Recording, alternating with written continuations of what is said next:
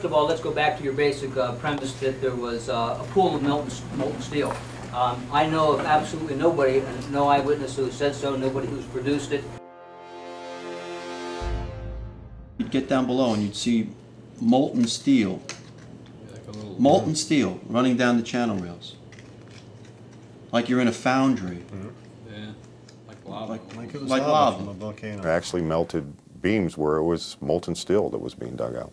Underground, it was still so hot that molten metal dripped down the sides of a wall. It's this fused element of steel, molten steel and concrete and all of these things all fused by the heat into one single element. And they pulled off a big block of concrete, and there was like a little river of steel flowing.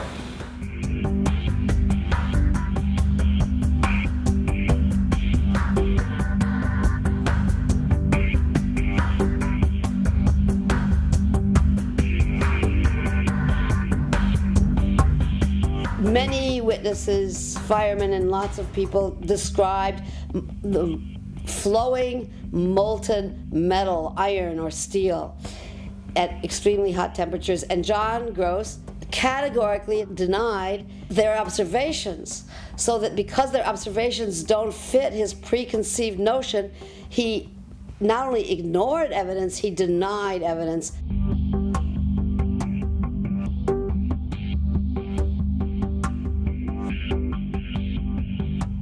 There were reports of molten steel having been seen in the rubble pile of all three buildings, and I knew that jet fuel, which is essentially kerosene, is not capable of melting steel nor iron.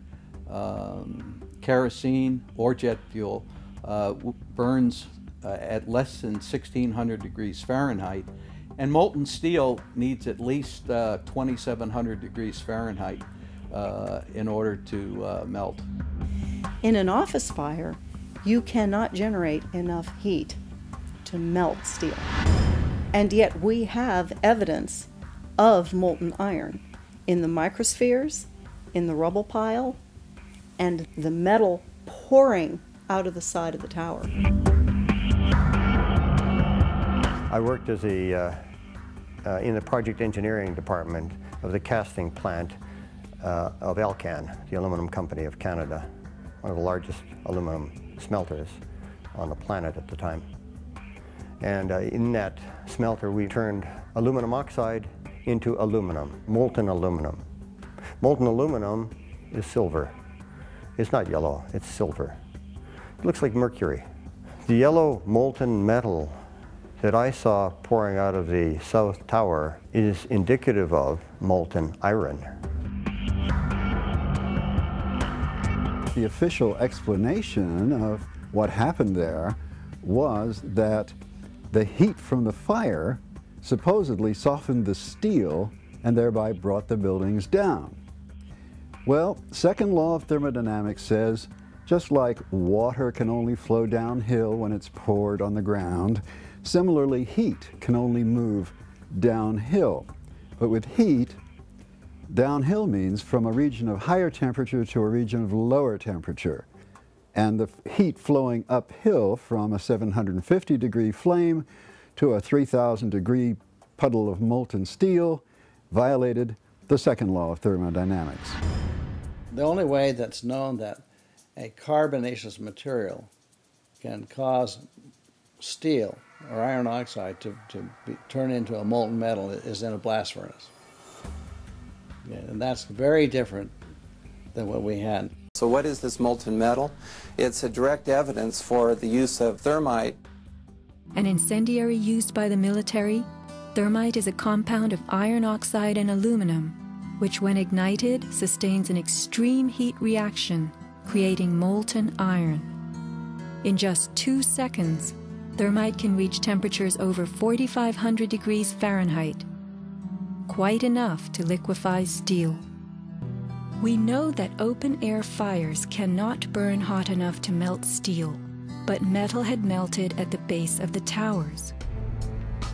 I found a pore in the steel that had pure sulfur embedded in the pore, which I thought was very strange. And so that's when I really started looking for sulfur and finding it in more abundance in some of these phases.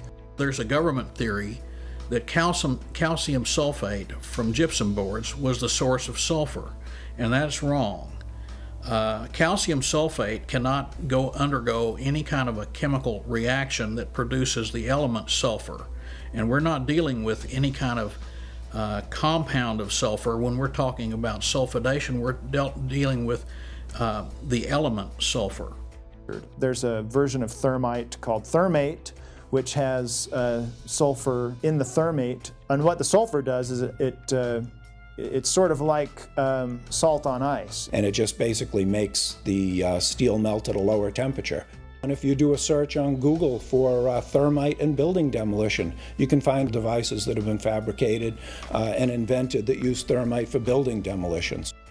In the case of thermite cutting charges, you would have heard far less noise, since they are worked by thermal heating, melting of the steel, rather than an explosive cutting as in RDX charges.